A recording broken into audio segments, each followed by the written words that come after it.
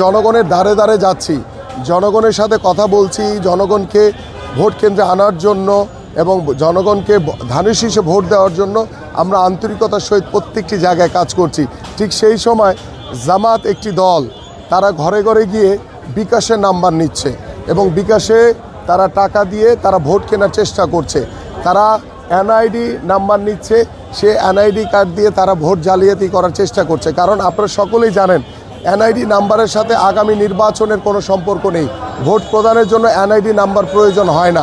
তাহলে তারা কেন, কোন উদ্দেশ্যে তারা এই এনআইডি নাম্বার নিচ্ছে? এবং আমার কাছে যে তথ্য চেষ্টা করছে এই এনআইডি নাম্বার দিয়ে তারা জাল ভোট দিবে। এবং আমি ইতিমধ্যে আমাদের দলীয় যে কেন্দ্রীয় জায়গায় আমাদের যে নির্বাচন পরিচালনার যে যারা মুখ্য দায়িত্ব পালন করছেন তাদেরকে বিষয়টা অবগত করেছি। তারা আনুষ্ঠানিকভাবে এবং তাদের কাছে তথ্যপত্র দেওয়া হয়েছে, তারা আনুষ্ঠানিকভাবে আমাদের রিটার্নিং কর্মকর্তা এবং নির্বাচন কমিশনে বিষয়গুলো অবগত করা হবে।